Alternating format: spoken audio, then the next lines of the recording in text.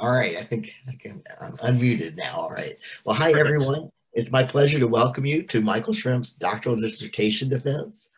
I'm Bob Thacker. I'm serving as chair of Michael's doctoral committee, so I can introduce the other members of the committee, and they're Dr. Heather Lynch, who serves as Michael's advisor, Dr. Catherine Graham, Dr. Douglas Futuma, and Dr. Richard Veet. I'm charged with explaining the rules for the doctoral defense. This presentation is the public part of the defense, and Michael's going to summarize his dissertation research. And then following this presentation, questions from the audience are encouraged and very welcome. However, the questions from members of Michael's committee need to be withheld for the private defense, and that's going to occur right after this public defense. So we can get started, and I'd like to introduce Dr. Heather Lynch, who will introduce Michael. Well, thank you so much. It is my extreme pleasure to introduce Michael and set the stage for his dissertation defense. It is no exaggeration to say that Michael has been a keystone species in the Lynch Lab, but more than just in the lab, in the department as a whole. And I think it's a tribute to his impact on the community, how many people we have joining here today. So I'm really excited to bring everyone together to hear about Michael's work and to celebrate his time in the department. Michael has, in addition to his research, played a very large role in terms of campus conservation and the Ashley Schrimpf Preserve, as well as local birding groups. And I'd like to recognize all of the work that he's done to promote conservation and to promote birds and birding. Michael has been an important member of the lab in reminding me that there's more to the Antarctic than just penguins. And more so than that has really shifted our attention from thinking about individual species in the Antarctic to thinking about the entire community. And so Michael has really led the way in terms of our lab's work in community ecology. So with that, I'm super sad to see Michael leaving and to see this work as his dissertation wrapping up.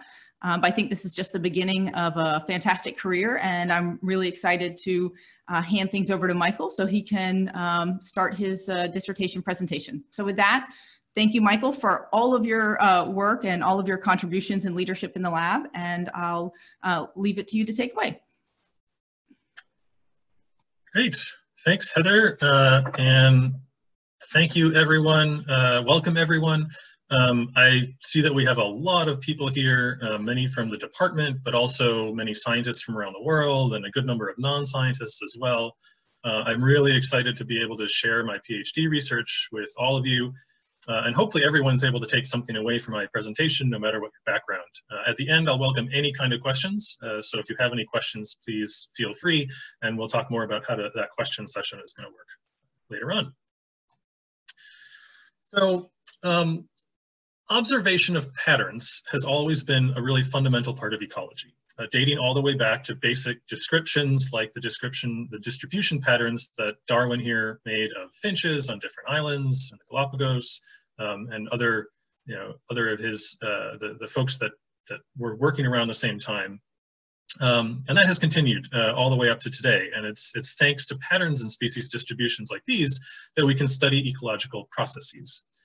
Now, the value placed on collecting new observations has waxed and waned throughout the history of ecology. And once patterns are observed, often we tend to narrow our focus on a few model systems. But it's important to remember that new observations can lead to new patterns, and therefore new ways to think about processes. There's a great diversity of well-established factors that can affect species distribution patterns and how those species are organized into ecological communities. They include associations with physical habitat features, interactions with different species, and the influence of randomness. These traditional examples here on this slide also highlight how crucially important observational studies can be, because often the patterns that we observe are at such large scales that experimental manipulation is just not feasible as it is in other cases. In thinking about these different factors, it's important to appreciate that the reason we understand something about them is often because there happens to be a system, a case study or a model system, that makes it possible to see those patterns. Sometimes we don't know to go looking for a process until we notice certain patterns, which is why having a diversity of different model systems is important. And by the time I'm done today, I hope you'll see why I think that the Antarctic Peninsula birds represent a great opportunity to add to this diversity of examples.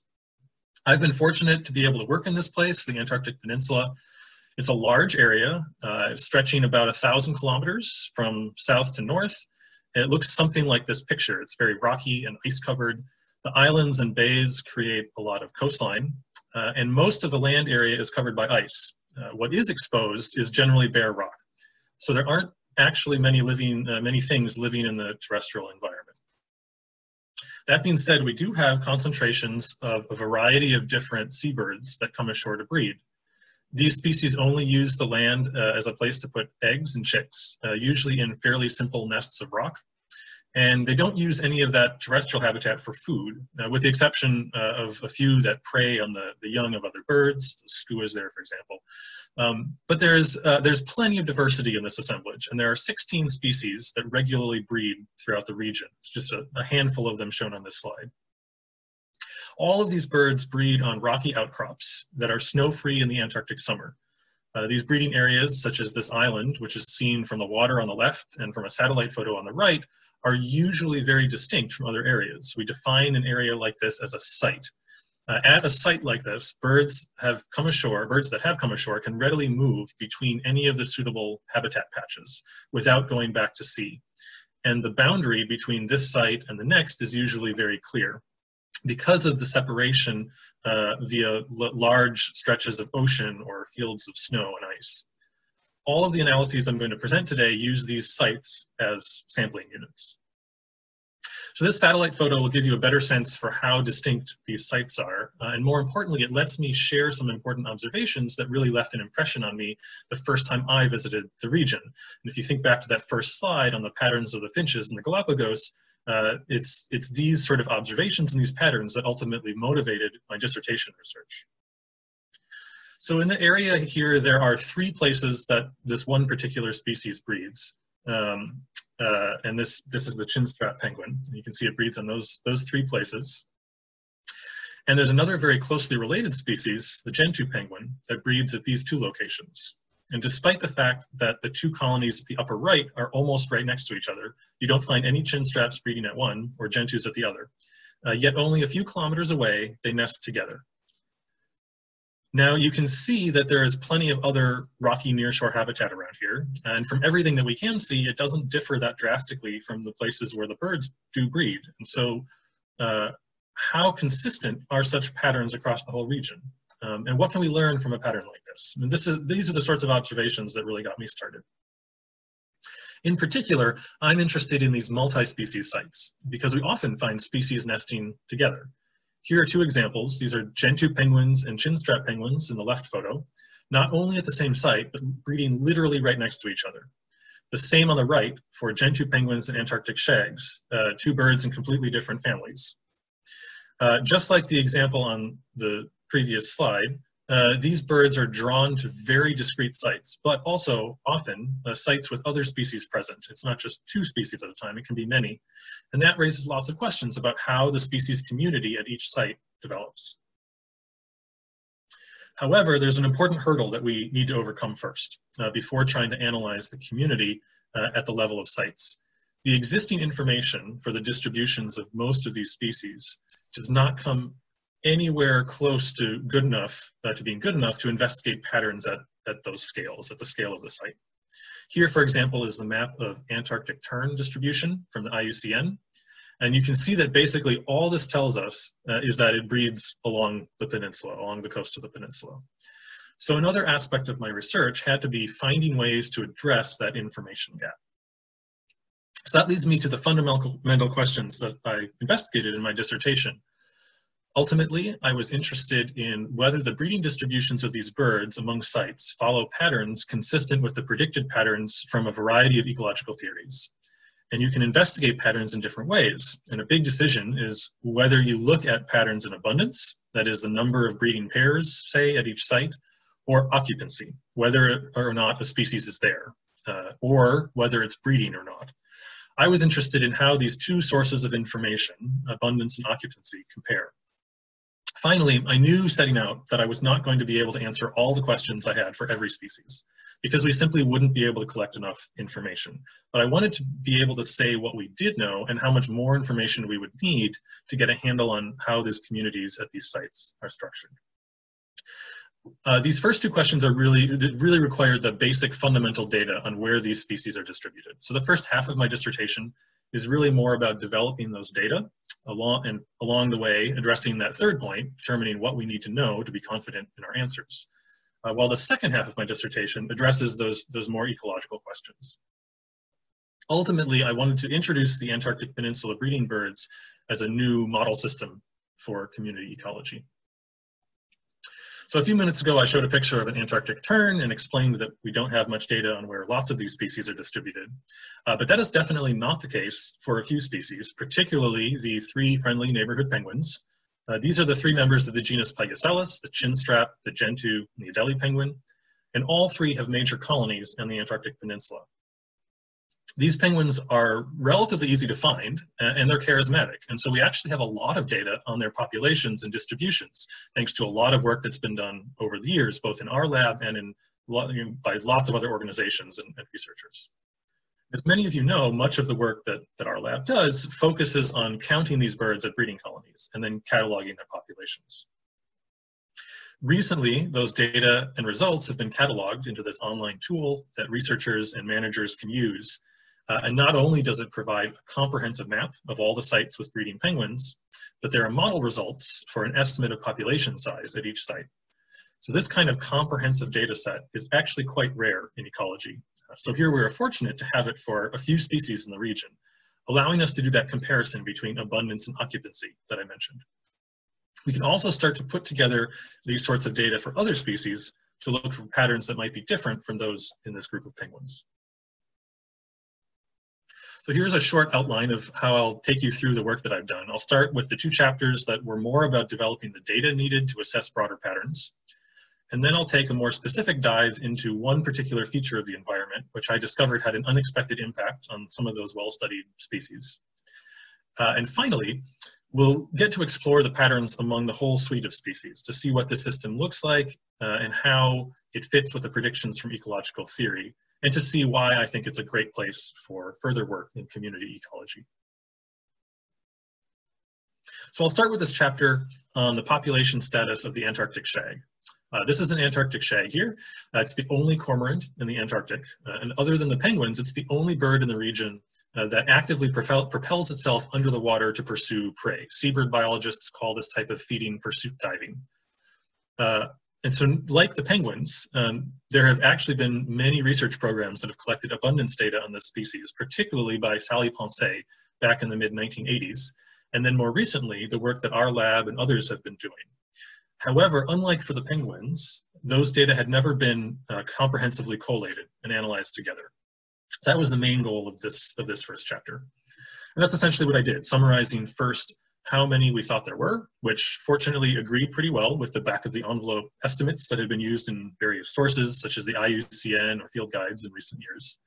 But one thing I discovered, however, was that if you compared recent counts with those from the 1980s, you can see that while there were dramatic increases at a few sites in the southern part of the range, those are these sites down here, and at one colony in the Weddell Sea here, throughout the majority of the range, you see either static or declining populations.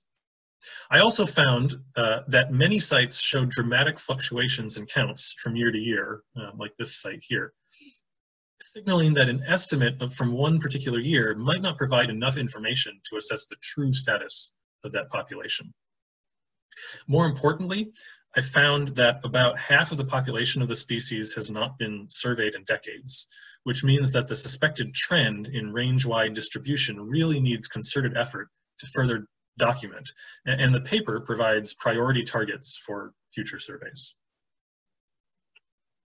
Those shag abundances will come back later, but for now, let's move from one species to all the species.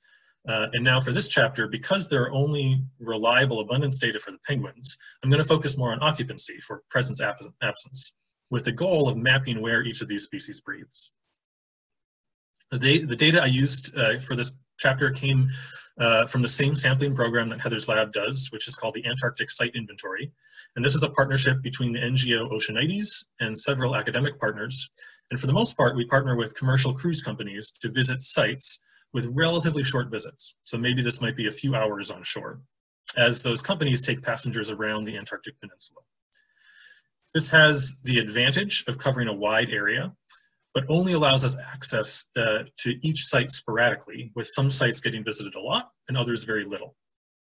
And while we're there, we count the penguin nests, but we also record all the species that we see at each site and whether we detect evidence of breeding for each. So we're really recording data for two different states. Are they present and are they breeding? And although seabirds usually come ashore to breed, some species may simply be investigating the site to see if it's a suitable place to breed in the future, or using the site to hunt, like one of those predatory birds. So just because it's seen there doesn't necessarily mean it's breeding, which is what we're actually interested in measuring. Now, because we're only there for a relatively short time, we can't be sure that we detect all of the species that are there. Some species, like the penguins, nest in the open and are very easy to detect, while others, like the snow petrel here on the right, nest in smaller numbers in crevices, and it's very likely that a single trip to a site may miss them. So our method needs to account for this variable probability in detection. So I approached this problem using a series of single species Bayesian multi-state occupancy models, which is a mouthful. So I'll step through what those are with this diagram here. Basically, the model uses data on two different states, presence and absence, and breeding and not breeding, recorded in those field surveys. Now, I also used an environmental covariate, sea ice concentration, which I suspected was relevant to a large number of the species. The model has two parts which kind of work together.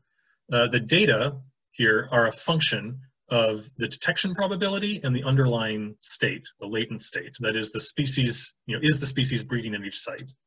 Is the species at each site? Is it present at each site? And if so, is it breeding? And then the state, each one of those states, is a function of the environment at each site. And because many of these birds are highly site faithful to their breeding colonies, we also included the state from the prior year as a covariate to be able to model that site fidelity. Now I want to take a minute for an aside here. This is a Bayesian model, so the results, including each latent state, as well as the covariates, come in the form of a posterior probability, a distribution. This is sort of an unconventional way to think about species distributed across sites, because normally we think of occupancy in terms of a binary state, either it's there or it's not. In this case, we have probabilities.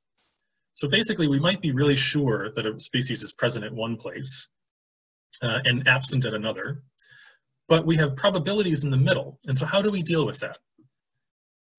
This is a challenge when we use these results for other analyses, but it's also an opportunity because it gives us the chance to incorporate uncertainty into some of those measures. Okay, so what were the results of these models? The first thing that we might want to look at is the detection probability itself. You can think of this as a way to say, if a species is present at some point in the season, how likely is a visit going to detect that presence? And if a species is breeding, how likely is a visit going to detect that it's breeding? The length of the bars here represent the posterior intervals, or how large is our uncertainty in the value of that parameter. The first thing to notice here is that when the pygoscelid penguins are present, those are these three species on this side of this panel up here, when they are present, it's very easy to confirm whether or not they're breeding, because these posteriors are all very close to 1. The posterior intervals here are also extremely narrow, and so we have a very little uncertainty in those values. A species like the black-bellied storm petrel, on the other hand, here, that's this bar there, it's one of those crevice nesting birds for which we actually have very sparse data. And therefore, it winds up with a very large uncertainty. So here the model is able to tell us which of these species we could really use more repeat surveys in order to properly survey, and which ones we can be really sure after a few visits that we've got that presence nailed down. So we can see that some species definitely have either positive in blue or negative in orange associations with sea ice concentration. In particular, it looks like several species avoid areas with high sea ice. For many other species, all the gray bars that overlap 0, either sea ice does not relate to the occupancy, or our uncertainty in that relationship is simply too high to know for sure. Now, I don't have time to get into further into these results today, but in the dissertation, I also show that when we take site fidelity out of the model, sea ice looks more important than it really is. And this speaks to the challenge of inferring process from pattern in this case, which here is strongly influenced by that initial colonization event. And the conditions that existed at the time of the event may no longer be available to us. A species may colonize a site, and that may have happened hundreds of years ago before the sea ice was in the current configuration that it is. So it's a challenge that we need to sort of think more about in the future. The thing we are able to produce, though, is much more nuanced distribution maps than those that were available previously. So in these examples, the orange ranges are from the IUCN website. And for these two examples, you can see how my model results generally agree with the current range limits, but suggest that those limits might need to be expanded, especially here in the northern tip of the peninsula for both of these species. Even within the known range, however, the site-specific results provide much more detailed information than before. In addition, the probabilistic nature of these results helps capture the level of uncertainty in where exactly each species breeds. So some key takeaways from these results is that we now have a much better idea of how each species is distributed at the site level and the importance of sea ice concentration to some species. Most importantly, this provides the site-by-species distribution data that we will need to examine community patterns.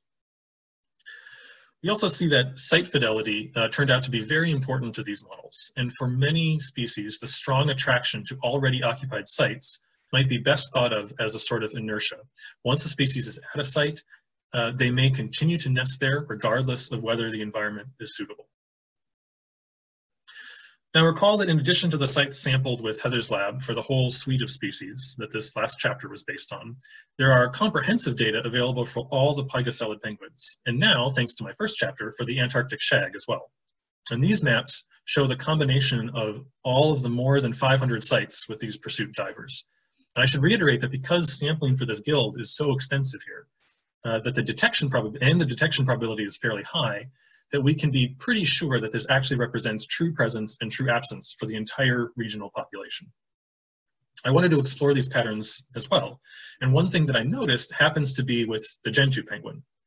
It seemed like this species tended to have sites in more protected areas, away from the exposed stretches of coastline, which is something that hadn't really been noticed before, and not written about that much anymore, anyway.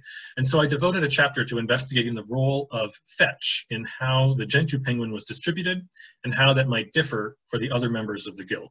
So what is fetch, you might ask? Well, some of my millennial peers might have a connotation with a particular film reference. And while I share Gretchen's enthusiasm here, I'm talking about something different, and that is the straight line distance over open water. From a shoreline, this can just be measured as the distance to the nearest point of land in some direction. And the longer that distance, the more exposed that point of coastline will be to waves formed from wind coming from that direction.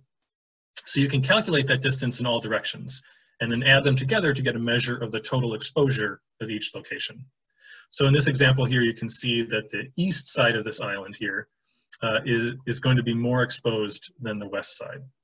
So I created a set of points spread evenly along the whole coastline and simply used 36 vectors like these in 10-degree intervals around each point and added the total distance together to get a measure of the total fetch at each spot. I went a step further by taking data on the prevailing wind direction and using that to adjust the fetch, because if the wind is consistently coming from one direction or another, it would impact whether a long fetch is actually going to result in greater exposure. This was pretty computationally intensive, so we decided to focus this analysis only on a smaller part of the study system. And this central west region has colonies of all 4 pursuit divers and is of particular interest because it's where the gentoo penguin seems to have been recently expanding in its range. There are 130 sites with pursuit divers in this particular area. And I also ran I randomly selected an equal number of locations within this central west region, which are at least 1 kilometer away from any of these occupied sites, to investigate if the average fetch at a site with birds differed from sites without them. This map shows the log transformed and wind corrected fetch at each pursuit diver colony, along with a few example wind roses to show how the prevailing winds can differ between different places on the peninsula.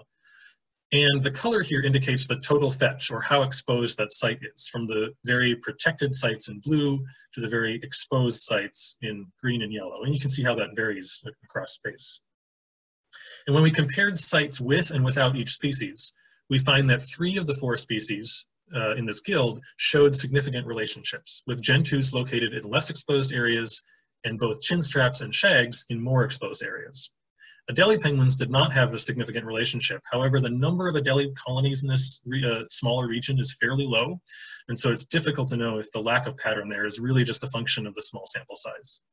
In general, though, the sites with birds were not more or less exposed than we would expect by random chance, so it really looks like fetch is a discriminating factor in where many of the members of this breed, or this guild, can breed.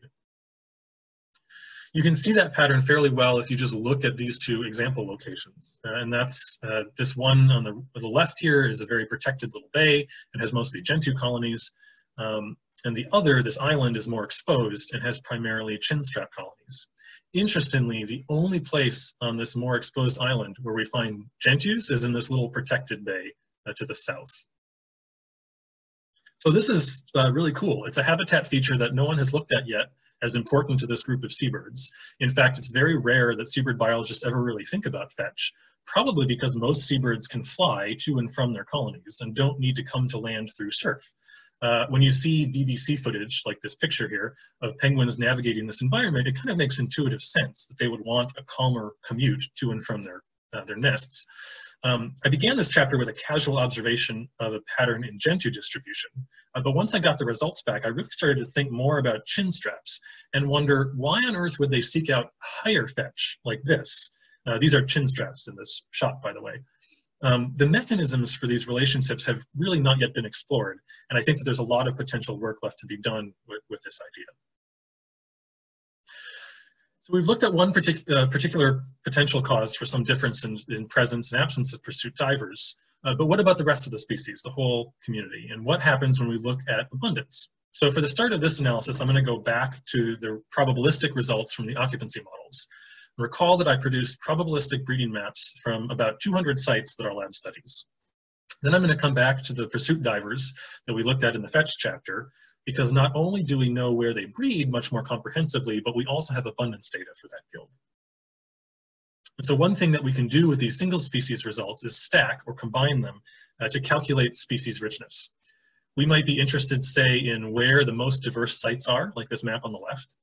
And there are several ways to create a map like that, however, because we're dealing with probabilities, not just data on yes or no a species is there.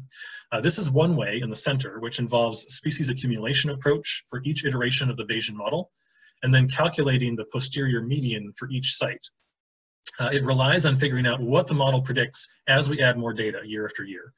And so as the total number of years of visitation for each site increases, that is, as we visit a site year after year, we cumulatively detect more and more breeding species there, and that adds information to the model. Sometimes the model can predict species that will eventually be detected there. On these center panels, the model results are in the solid line with the uncertainty and the gray shading. And the raw data are what we actually observed in the field. That's shown with the dotted lines. But notice that we still need 5, sometimes 10 years of data collection before those curves plateau, even the model curves. That really affects the distribution of richness among sites. That's in this histogram on the right, because we only have a few of those 200 sites that we visited for more than 5 years. And obviously those are the ones at which we're able to confidently measure species richness. I've split this distribution on the right into 3 confidence categories. Many of the low confidence sites are also low richness sites, which is likely due to the fact that there are species breeding at those sites which have yet to be discovered. Alternatively, it could also be, however, that visits to the low richness sites are simply boring. Remember that when we're traveling aboard cruise vessels, for the most part, they don't tend to visit these boring, small, low richness places very often. So there's maybe a couple of reasons for that, and so maybe it is actually true low richness at those sites. But this gives us a really solid benchmark to guide future sampling. It makes more sense to continue to sample sites until you reach those high confidence categories. More importantly, though, we now have a way to select which sites we are most confident in knowing where species are and are not. And so I use the sites with higher confidence to investigate some patterns in community structure. So the title of this chapter uses the term meta-community, and just to make sure everyone is on the same page, I want to go over this concept. This is similar to a metapopulation, which is a way of describing a population that is separated into multiple habitat patches, each connected by some level of dispersal. So the absence of a species as a site may be due to unsuitable habitat in that patch, or the lack of dispersal to that site, or a site may have been colonized in the past but went extinct. A meta-community is simply a network of these kind of sites, each with perhaps several species. So another reason why we might or might not see a species at a site is due to the presence of other species. A lot has been written about meta-communities in the past decade, and I hope you can see why I think that the Antarctic Peninsula birds are a perfect system in which to study meta-community patterns. The sites are very discrete in nature. On land, here we only have a handful of bird species, so it's a very tractable system. And because the birds are breeding on essentially bare rock, the habitat at the level of these sites is much simpler than in other places where you need to worry about vegetation structure or other more complicated factors. There are many different ways that species can be organized across sites in a meta-community, and many of those patterns relate to some fundamental theories of what forces are most responsible for determining the local coexistence of species in community assembly. One way of analyzing that pattern is a process originally developed by Liebold and Michelson that first uses this measure of something called coherence, which you can sort of think of as a way of quantifying how well the matrix of species and sites is arranged so that the set of sites occupied by each species fit together relative to those occupied by other species. The set of sites occupied by a species is sometimes referred to as its range in this context. And so how coherent are species ranges? If you have positive coherence, you can reorder the rows or columns of the site by species matrix that are into a pattern that is consistent with some of these established patterns, using these other measures such as turnover and how clumped the communities are as you go from one community to the next, for example here. The first step, though, is determining whether there is any coherence at all, which, if not, suggests that species might be randomly distributed among sites. Remember that we had posterior distributions for occupancy for each of the 16 species, and so one way of putting those together can create a posterior distribution for coherence of the meta-community itself. And when I do that, I see that the center of this distribution is right at 0, indicating that we have no evidence of positive coherence. This is one piece of evidence that the species are, for the most part, randomly distributed among sites. Another way of examining these site-by-species patterns is to use non-metric multidimensional scaling to reduce the species composition to a few axes of variation. Here, each point represents a site, and the three-dimensional space can be interpreted as the community type. And if a community had a strong pattern of turnover, you would see these points arranged in clusters or other obvious patterns, but instead we mostly see a single cloud of points. The NMDS might be hinting at subtle patterns, as you move along these three axes, but nothing that really stands out as a dramatic pattern. You'll notice that each point is a different color, because what I've done here is assigned a red, green, blue value to each point based on where it falls in this space, using color to basically reduce those 3 dimensions into a single value. The benefit of that is that I can take those colors and then put those sites on a map, allowing us to visualize community type in geographic space. Again, there might be some subtle patterns here, and particularly when you look at the southern part of the range where sea ice becomes much more concentrated and some of those species start to drop out. But what really strikes me here is that even at very close distances, say for example here, you still can have communities that are very dissimilar located right next to each other. Now, if we return our attention to those pursuit divers, for which there are many more data available, we can look at patterns in a different way. Here, I've added a kernel density that is weighted by population size, basically providing a geographic measure of population density. So shaded areas have higher concentrations of breeding pairs for that species in that local area. And you can see that there are some places for each of these species where there are a good number of red dots indicating that there are plenty of sites where the species breeds there, but not all those places also have concentrated abundance. The Adelie penguins range, for example, stretches all the way down to the southern part of the peninsula. But the size of those colonies pales in comparison to the large number of very abundant colonies up here in the north. More importantly, look at how little the areas of concentration overlap among the three pygoscelid penguins, here, here, and here. And despite the fact that they occupy many of the same areas, indeed many of the same sites, we get this, this difference in distribution of the concentration. And so what we have here is a fairly large disconnect between patterns from occupancy and abundance. The existence of breeding colonies seems almost random, or at least only representative of subtle patterns, perhaps suggesting a nearly neutral metacommunity.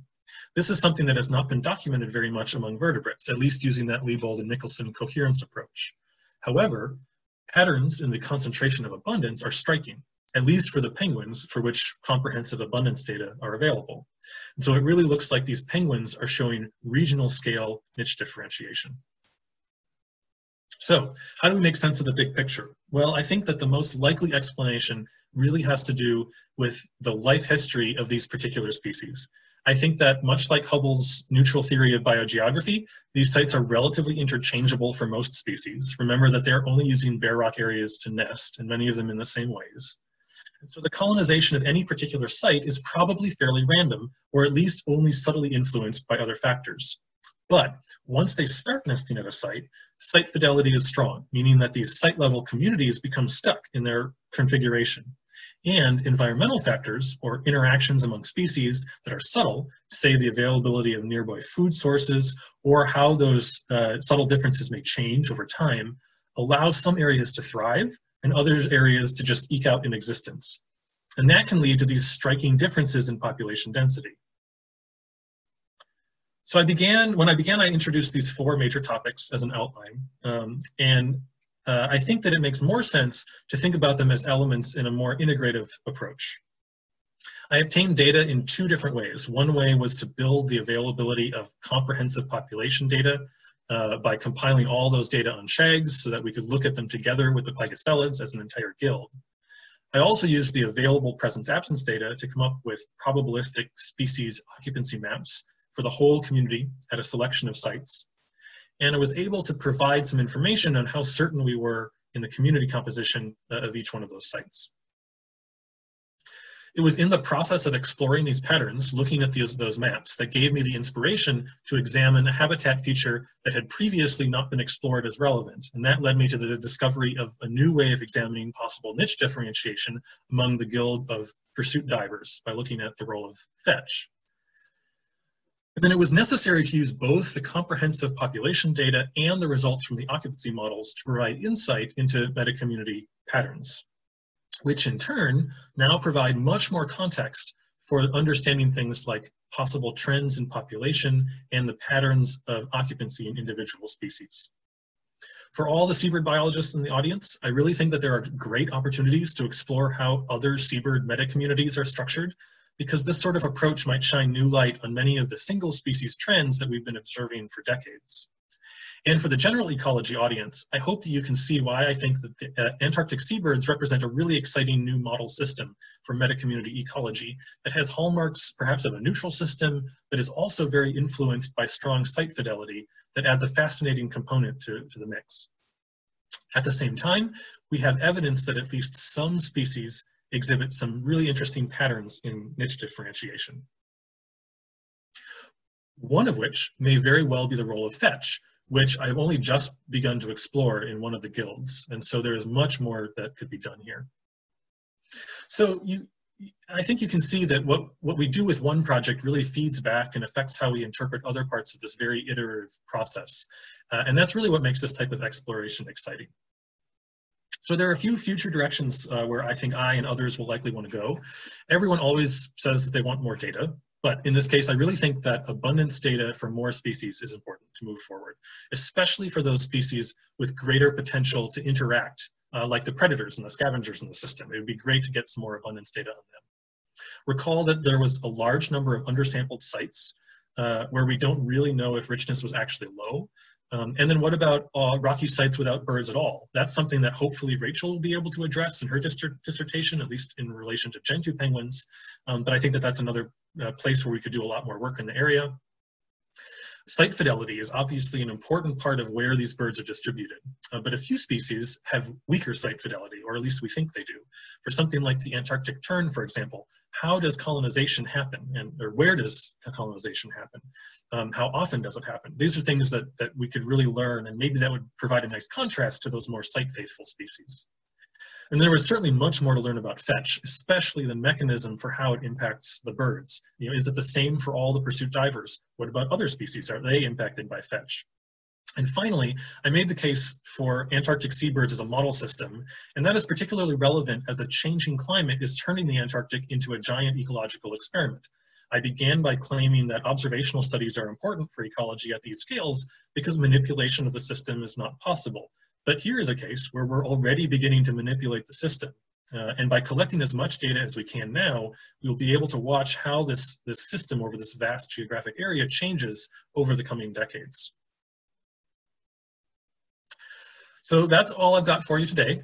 Massive thanks are due to so many people and organizations, from the funders and those who provided the field and computing logistics, and those who actually helped us collect data in the field, to travel funding for conferences. You know, thank you so much to all of those people and groups. Probably the biggest thanks are due to Heather, who has been a fantastic advisor to me. I cannot count the number of ways that she has helped me grow as a scientist and an academic.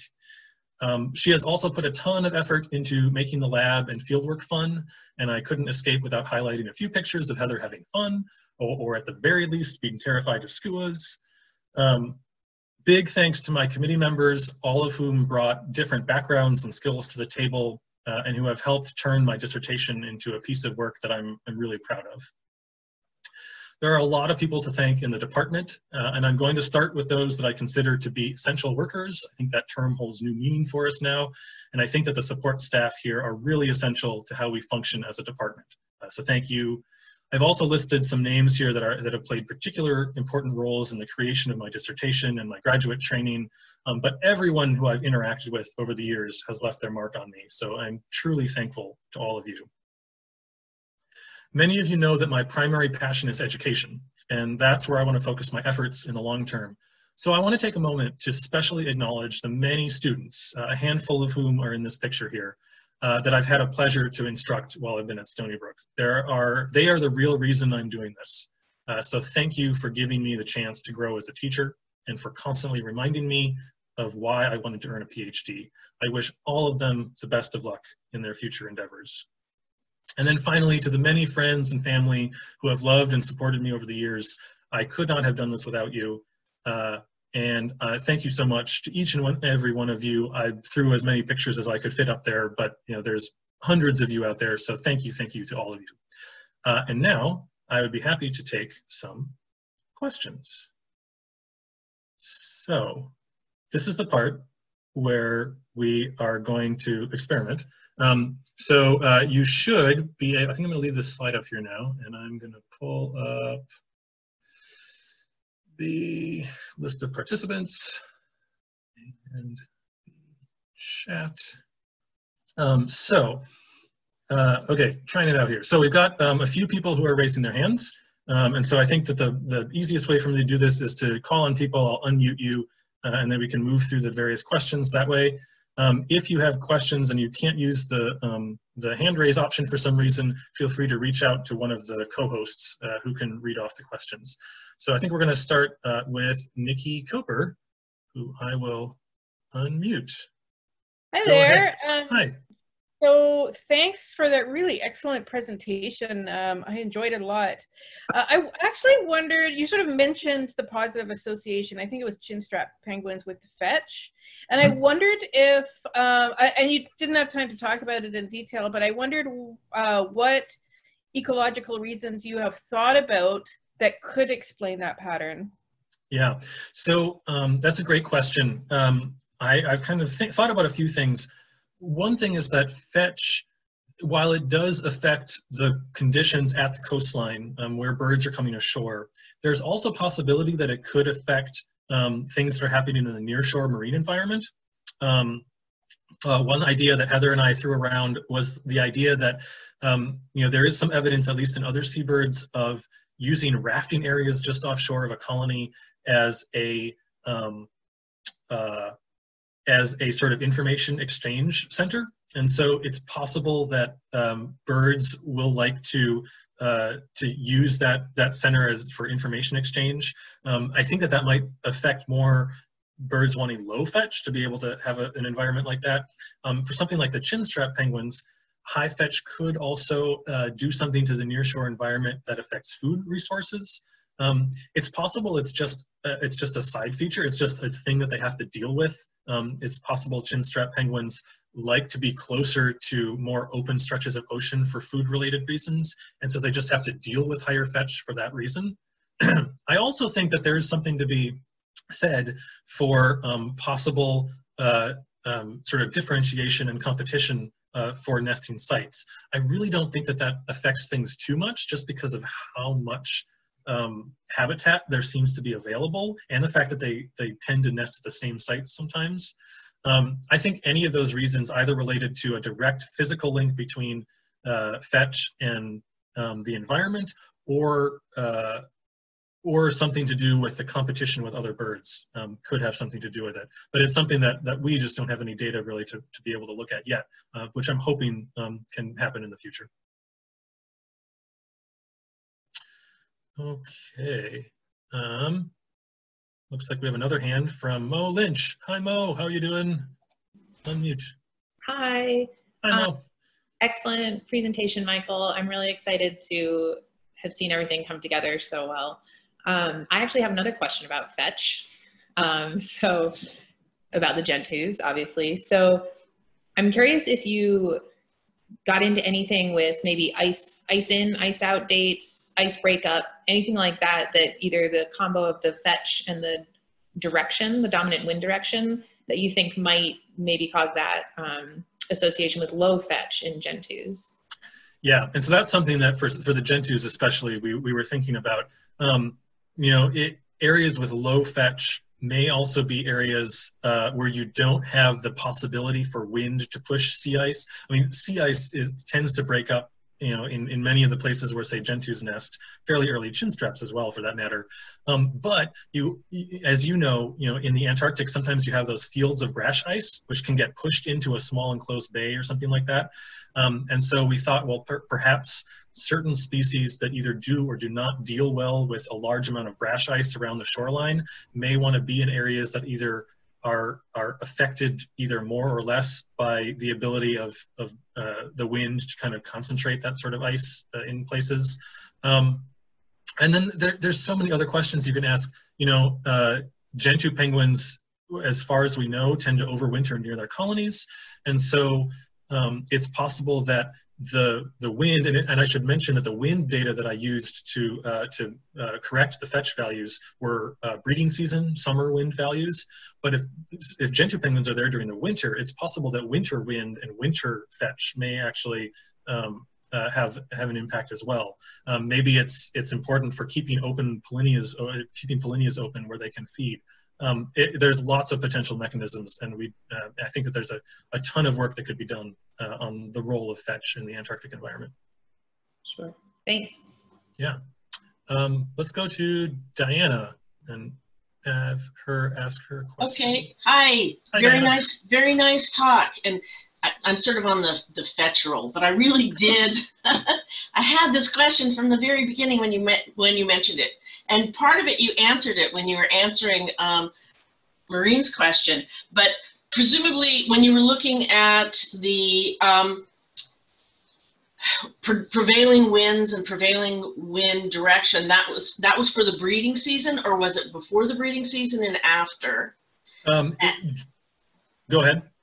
I was going to say, and then how did you try and look at that fetch and then associations with more exposure and timing of when they start breeding, when they leave, when they come, and could that also then be a potential, sort of correlate of where you see overlap and where you don't? Yeah, those are great ideas. The fetch data that we used were monthly averages from November through February. Yeah, November, December, January, February, which encompasses the majority of the breeding season, the egg incubation season and the chick rearing season for most of these species.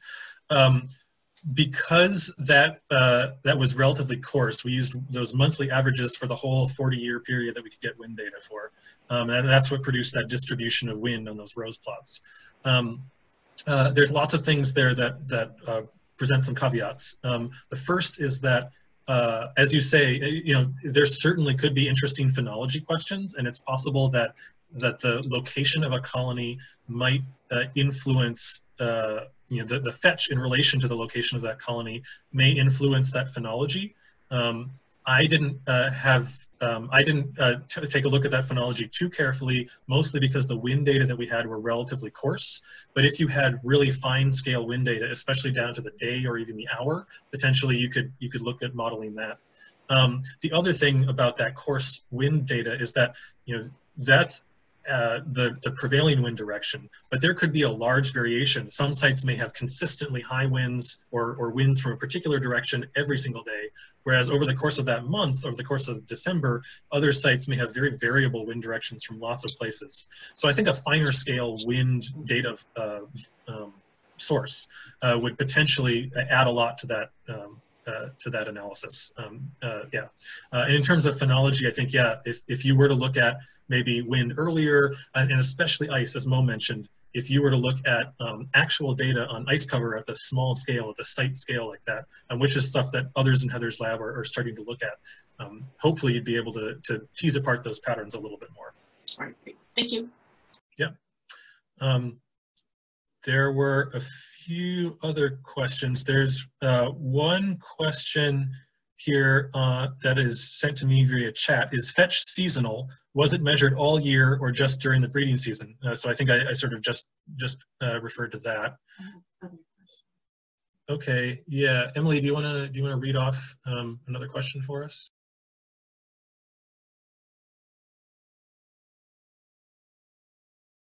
This is a question from Tony Adler.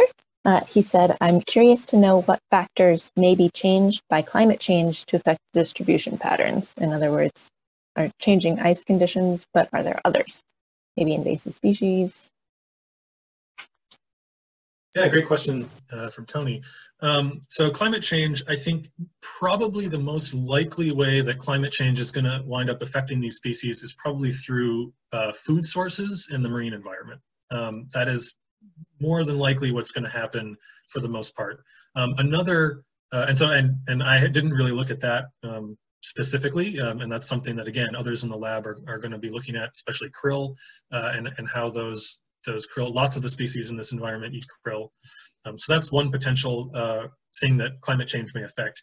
From the land perspective, in terms of where they're breeding, as the climate warms, many of these places that used to be glaciated, that used to be covered by snowfields late into the summer, are now becoming snow-free earlier or just losing their glaciers. And so as climate change continues, we're certainly probably going to see the opening up of more rocky areas, which potentially could lead to more habitat.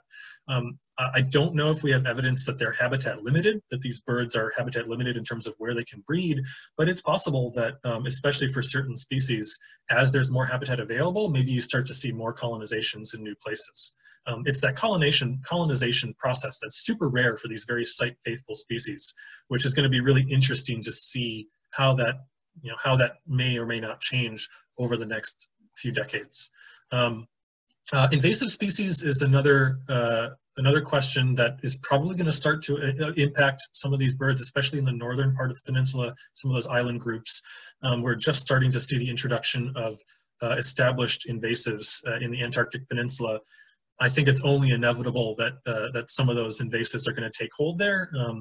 Things like various grasses and sedges and things that you see, tussock grass, for example, on South Georgia, may take a hold in the Antarctic Peninsula eventually. And that could really significantly alter the habitat there, not only affecting the habitat for species that currently breed there, but also potentially opening up new habitat for other species that could invade. So it could change the community in lots of interesting ways. All right, I think Rashid has his hand up. We'll go to Rashid next. Hi, Michael. Great presentation and great work. Thank you very much. You actually answered part of my question. I wanted to ask what conservation issues there are in this part of the region that you worked on, and what aspect of your results may have some relevance for those conservation issues. Especially, I was interested in the results about meta-community dynamics, the disconnect between occupancy and abundance, and the strong effect of site fidelity. Are there any conservation issues that these or any other of your results may have a bearing on? Yeah, thanks, Rashid. Certainly, I think there are many. I talked about several of them in my SHAG chapter, actually, and the whole impetus for that chapter really was conservation related. One of the conservation methods that has been employed in the peninsula is the use of important bird areas from BirdLife International to designate areas that might, be deserving of more protection, especially as, say, the Antarctic tour industry increases. And one of the things that they used for designating those important bird areas was whether or not a single colony represented more than X percent, in this case 1% of the global population. Obviously, that requires a very accurate measurement of what the global population is, which is why I was initially motivated to do that chapter. And so, having those better estimates of abundance can help in terms of those sort of metrics. From the meta-community perspective, I think that ultimately, my initial thought was that we might see interesting interactions among species. Maybe there are certain communities, and so, does it make sense to just conserve places with high diversity, or are there specific communities that you definitely want to try and protect certain chinstrap colonies because they have species associated with them versus gentoo colonies because they have other species associated with them. One of the main results I think that comes out of this is that it seems like for the most part species are distributed randomly, or at least nearly randomly, with respect to each other. And so we don't tend to see clumps of different communities in that way. So maybe from a conservation point of view, a single species approach might be sufficient. I do think, however, that we should continue to look at diversity because these species are so concentrated, and because it's just so interesting that we have multiple species nesting in very discrete, very small areas, and then nothing, along kilometers of coastline until you get to the next bird site. So I think that there's definitely something about some of these sites that has attracted, at least in the past, birds to that location. And then that mention about the past, I think, is another final thing that is really important to consider for conservation, because site fidelity is so important. And that is really, these are a good example for looking at very site faithful species, but this is not the only example. There are plenty of site faithful organisms around the planet. And I think that when you have site fidelity that is locking species to locations and keeping communities, providing that inertia and keeping communities together in that way, it's important to consider the fact that conservation actions, might need to be based not on conditions necessarily, but history. Is a site colonized by these species? If so, it might not matter exactly what the conditions are like at this point, or you might not even have any control or even know what the best conditions are for that species, but that species has that site and is therefore likely to continue to use that site. And so I think that conservation of those sites and the resources around those sites is super important. And that's, I think, to get to the part of your question about current conservation measures, there's a lot of effort right now to look at marine protected areas in the Antarctic. And I think that this work, especially the meta-community stuff and figuring out where the concentration of different populations are, is going to be really important towards better understanding how to create marine protected areas whose sole purpose is to try and conserve the species that rely on those marine resources. Looks like we have one more from chat. Go ahead. So this is a question from the New York Natural Heritage Program from Matt. He asks, to what degree are the breeding bird distributions influenced by predators? Could ocean exposure relate to predator exposure? Yeah, good question about predators. I didn't have any real data to look at predators. I might defer you and give you some contact info for the folks in the lab that study seals. The main predator for these penguins, the placocelid penguins, is the leopard seal. Killer whales will also take penguins, but I think leopard seals are probably arguably the most relevant predator for these penguins. And it is certainly possible that exposure, fetch, or other things may relate to the ability of the birds to keep themselves out of the jaws of a leopard seal. We don't really have any data, as far as I know, on leopard seal abundance or distribution, or how common they are at different places. It's something that maybe we could look at in the future. Frankly, I think, and granted, adult mortality is one concern for these birds while they're breeding. Another big concern is the chick mortality and egg mortality, and that comes from the predation by other birds, by the skuas, by the giant petrels. And in that case, I don't know, and one of the things I didn't have a chance to talk about was that difference between the state of breeding and the state of presence. And it turned out that actually the predators were present pretty much at every site. You can sort of expect to see a skua anywhere on the peninsula during any particular year. And so the skuas tend to be a fairly ever-present predator. And so I'm not sure if that is something that might be related to some of these other factors like fetch or something like that. Probably not. I think it is interesting, though, to think about those predators from a standpoint of abundance. And as I said, we don't have abundance data on some of those predatory birds, and that I think could really help us to get at some of these site level differences. Okay, another question by Jeff. Hi. Go ahead, Jeff. Great presentation, and I raised lots of very interesting things that have made me think. And one of them especially is this issue of injecting site fidelity. And so it made me think about this site fidelity of penguins returning to their nesting site. But there's also a transgenerational component. Yep. And not only that, there are other species where the young are, and when I'm not talking about birds, larvae of, for example, marine animals that come back to places. But I'm wondering, specifically with the seabirds, how much transgenerational site fidelity is there? And do we have a way of quantifying that? Yeah, there have been studies of at least some of the penguins on natal site fidelity. They, depending on the species, they tend to fledge, go to sea for maybe a few years. They may come back and prospect at colonies while they're adolescents still and just kind of hang around. That's part of what contributes to that state of presence, which I was kind of interested in looking at. And actually, interestingly, for the penguins, again, with the exception of the gentoo, which was restricted at its southern edge by sea ice, all the other penguins were pretty much had a nearly 100% probability of presence at all the sites, which meant that at some point during the breeding season, you were fairly likely to come across a stray chinstrap or a stray eldelli at like a gentoo colony or vice versa.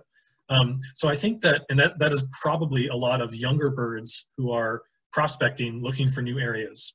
The thing about the penguins that we really think constrains their natal philopatry, the site fidelity of young returning to the colonies where either they were fledged or colonies that already existed, is that there might be some critical mass of birds. This Phil McDowell's work really showed this, that the birds are really want to nest by their compatriots, by their conspecifics, which means that in order for a new colony to form, those birds need to essentially go there en masse together and form a new colony. There needs to be a critical mass.